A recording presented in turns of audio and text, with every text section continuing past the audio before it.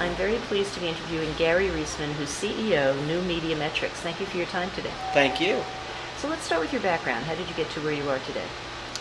Well, I started my career on the agency side in direct marketing, actually, and then moved to what was called integrated communications at the time. Worked at Younger Rubicam and Foot Conan Belding, a number of agencies. Running major accounts as an account person, mostly focused on strategy and brand and messaging.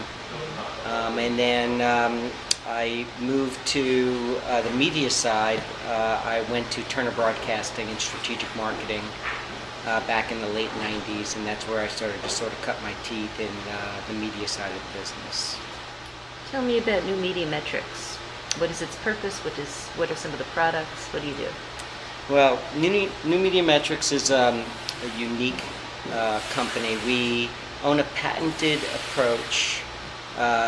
We actually own a patent to predict consumer emotional attachment to brands and to media property. The genesis of the company was to help marketers find better return on investment opportunities by leveraging the emotional attachment that they build for their brands. Too often, clients spend so much time, money, and effort in developing equity in their brands, but often not enough in leveraging the equity that they had built to increase revenues from people who are either highly attached or moderately attached to their brands. And at the same time, we set out to prove that emotional attachment was predictive of media behavior. And that's where it got really interesting, because in today's marketplace, it's really important to pull consumers through platforms. And really the only way that you can be assured that somebody will pull a media property, a television show, a publishing franchise through different platforms is to have people who are highly attached to that media property, because they then pull that property to them and they follow it wherever they want to go. Are there different forms of attachment, and do attachments for a particular consumer change over time and lifestyle? I'm not sure what you mean by different forms of emotional attachment. People are attached to different brands and different media at different levels. Each of us sort of have a mathematical formula of the things. If you imagine sort of a gravitational pull around a consumer, and that person will pull to them brands that they're most attached to and media that they're most attached to, and in a very complex world where there's thousands of brands to choose from and thousands of media to choose from, really the only way for a consumer to survive is to pull to them the things that they are most attached to and therefore are most relevant and valuable to them. And what we're doing is we're quantifying what those relationships are, and it's really on a case-by-case basis, on a brand-by-brand basis, a media-by-media basis, a consumer-by-consumer basis, what they're attached to. In terms of life stage, if I have a young child, I may be very attached to something like a baby Einstein. As the child grows, obviously, I would think my attachment would change. So how do these different levels of attachments ebb and flow through somebody's life? Yeah, well, people's attachments change on an ongoing basis. We measure emotional attachment on an ongoing basis. It's a trending type of technique. Importantly, your attachments may get stronger, they may wane. It's all based on your experience, your expectation. It may be based on your life stage. What's important is to be able to be fluid and predictive of where people are, what they're attached to. In other words, I may be attached to American Idol today, and then after a season of going through it, I may be less attached or more attached. I may be attached to a baby product when I have a young child, and as that child progresses out, I may become more attached to other types of products going through different life stages. But by and large, attachment is a pretty steady thing. When you are attached to a brand, let's say an evergreen product like Starbucks, you're going to be fairly, it's going to be a fairly consistent attachment that may shift a little bit here and there over time versus competitive products that come into the market. So every year, new competitive products come into the market, new brands, new media, new things enter your life. And what is important is your relative attachment to different things, because what you're going to pull to you are the things that are most relevant to you at that point in time.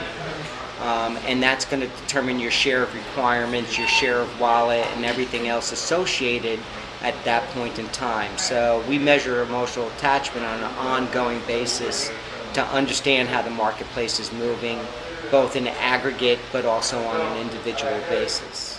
So if I am to understand you, we form attachments and we carry these attachments to a greater or lesser extent throughout our life. Is it possible for somebody who's a boomer to change brand affinity and change brand attachment to try new products? Absolutely. I mean, think about your own behavior. I'm sure you try new products on... Well, I'm 21, so that's...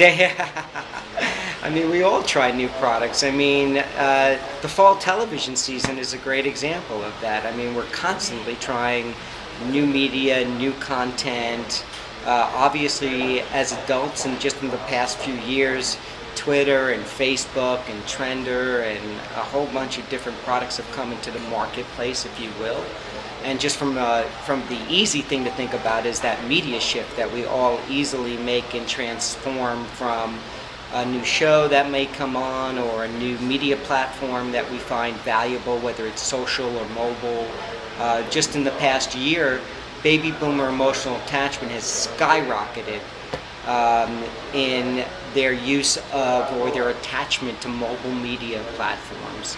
And that's really been the boom in the past year, is we've seen that the boomers shifted, they went and had an increase of about 200%, over 200% in the emotional attachment they had to mobile media and to media like DVRing and media such as on-demand viewing or OTT environments like Hulu. And that has made that boomer shift has made a tremendous shift in the total numbers, the aggregate value of those media properties. So we like to think that millennials are driving, and they may be the initial driving force of some of that behavior, but a lot of it is boomer shifting. And brand shifts are very similar in that respect. I mean, every year there are new car products that come into the market, and when your lease is up, the first thing you do is you're going to look at all the value, all the choices that you might have a selection from for that particular model year, and you're going to shift your value equation based on the emotional attachment you have to those different products. So I'm highly attached to BMW as an example. I have, when you're attached to something, any product, not only do you tend to buy it more often, but you might go deeper into the product line. So I have multiple leases and multiple cars of BMW, but my lease is coming up and I'm going to look at all the different options that I have available to me, even though I'm highly attached to the BMW, and there's going to be difficult for another brand to cede that emotional attachment and shift me out of that. But it's and that's the marketer's challenge, right? But it's totally possible and happens all the time.